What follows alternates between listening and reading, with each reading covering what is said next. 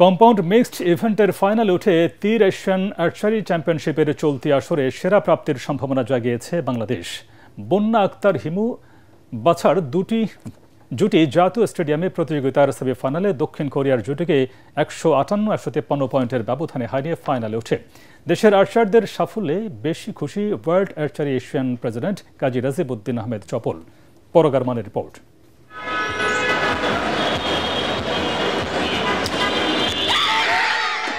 ভুটানকে 154-148 স্কোরে হারিয়ে archery compound mix ইভেন্টের এলিমিনেশন রাউন্ড শুরু করা বাংলাদেশ কোয়ার্টার ফাইনালে মুখোমুখি হয় ইরানের।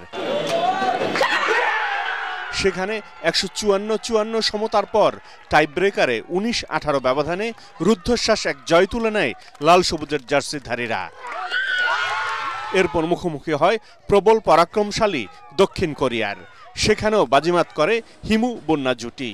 তাদের পদক নিশ্চিত হওয়া জয়ে পুরো দলই বয়ে যায় আনন্দের ফল্গু ধারা। খুশি সাবেক সাধারণ সম্পাদক ও বর্তমান ওয়ার্ল্ড আর্চারি এশিয়ার প্রেসিডেন্ট কাজী রাজিবউদ্দিন আহমেদ চপলু। কোরিয়ার মতো দেশকে দুইবার বিট করা কিন্তু চারটিখানির কথা না।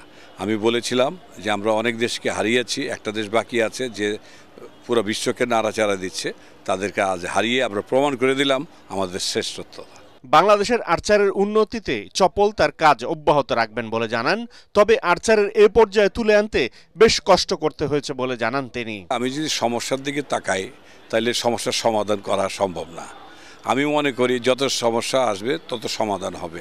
আমরা আর্চারি ফেডারেশন দেখেন একটার পর একটা সমস্যা আসছিল, আমরা অবাক করে গিয়েছি।